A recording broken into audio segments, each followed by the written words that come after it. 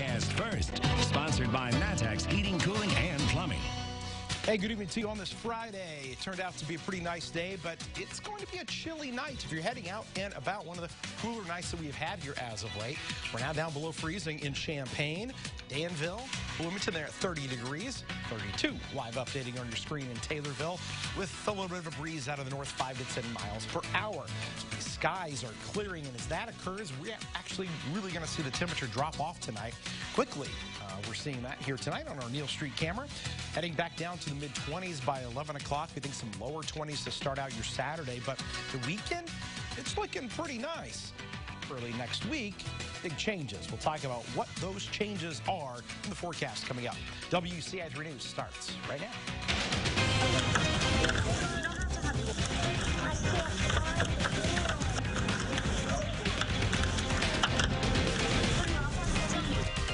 Now from WCIA 3 News. She was just in court for driving her Jeep over an unfinished bridge onto I-57. Why 2 days later, she's been arrested again. Maybe that's something that will ameliorate the very hurtful feelings and emotional damage that he's done.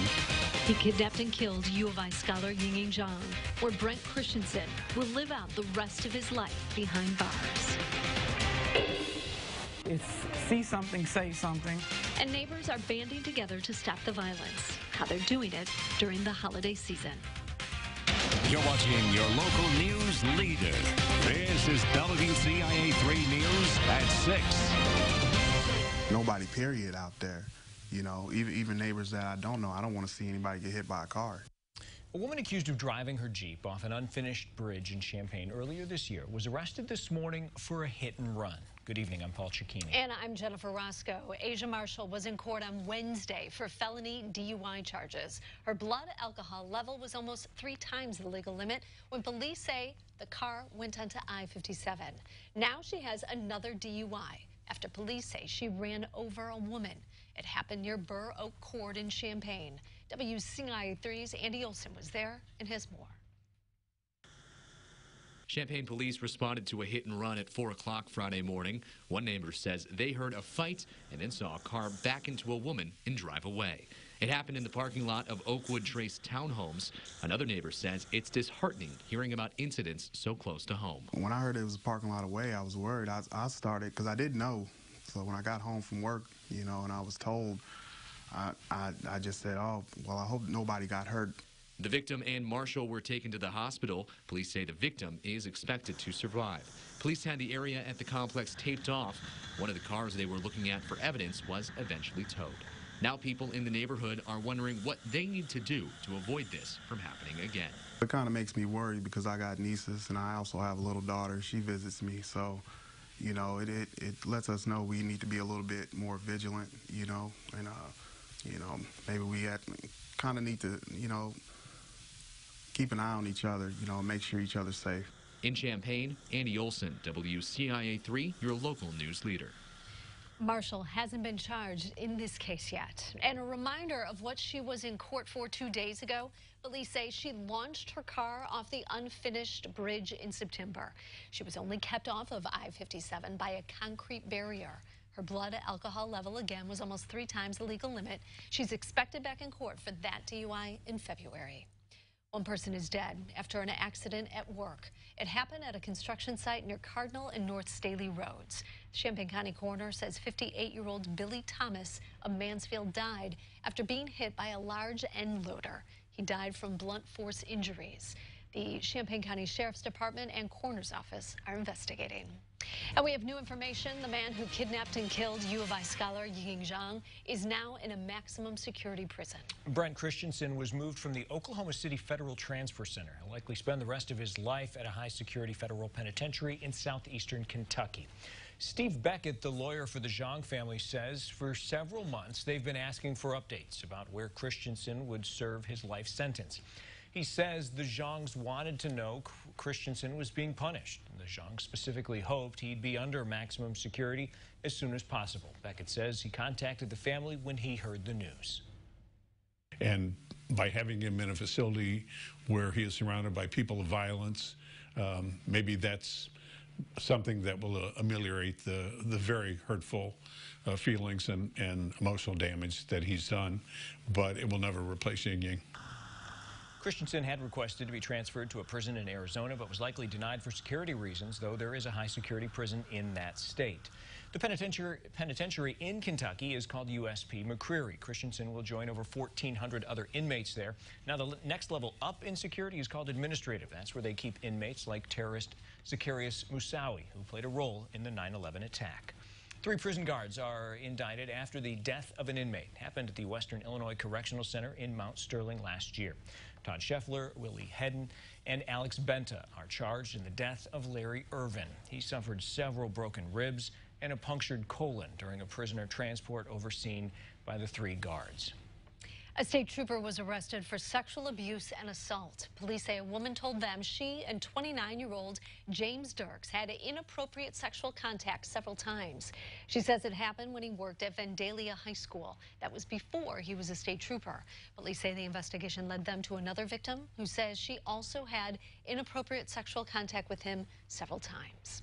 Champaign police are investigating a shooting on the west side of town. Happened last night on Kenwood Road between Country Brook Apartments and Gramercy Park Apartments. Police say a 30-year-old man was shot. He is expected to survive. The shooting was in the same area where shots were fired Monday night. No one's been taken into custody. Here's an update. The Macon County coroner identified the man shot to death last night in Decatur. 21-year-old Jason Goodbread was found dead at the Decatur Inn on North Water Street. Police responded to a shots fired call at the motel yesterday afternoon. They continue to investigate. Dozens of people in Danville are joining the fight against gun violence. And they're doing it in a somewhat seasonal way. WCIA 3's Courtney Bunting is with us. So, Courtney, explain all that. Yeah, Jennifer, well, they're putting up blue lights on their porches, and they say it's to spread the message that the people living in those homes will report anything suspicious they see to police. Now, the supporters say if it takes a village, that's what they'll deliver. It's scary to be afraid of being shot at just for driving down the road. What started as a tiny glow here and there is turning into a movement. We want people to know if they cause trouble, we're going to call the police, and the police are going to come.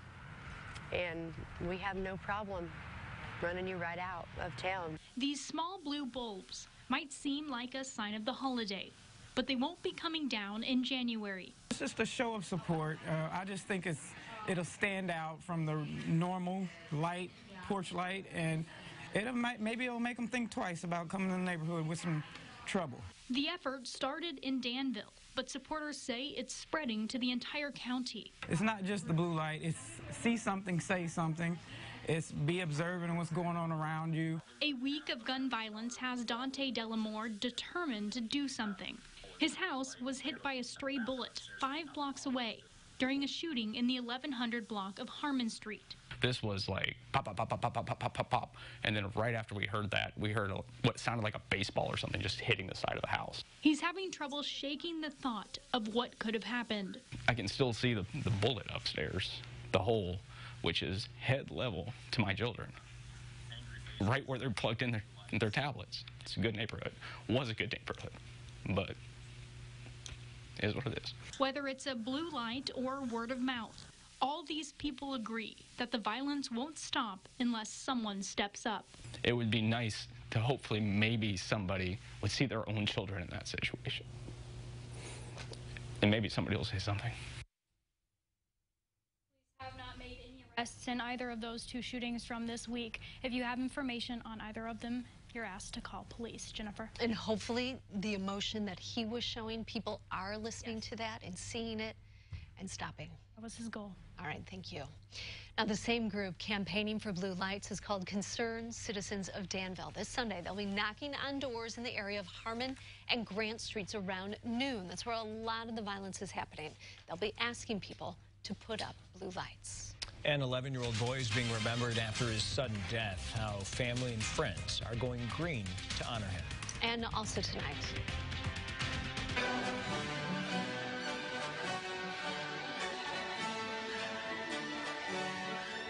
There's a lot of Grinches out there this time of year. How one police department is making sure the bad guys know they're watching. That dog's getting coal in its stocking, I think, after that. Outside tonight. Roofing dog eye net first mid-bank Skycam. All right, 44-36. Hey, still an above-average day. Got a little bit more of that this weekend, but things are going to turn wet soon and a lot colder with an Arctic blast heading our way. We'll show it to you next.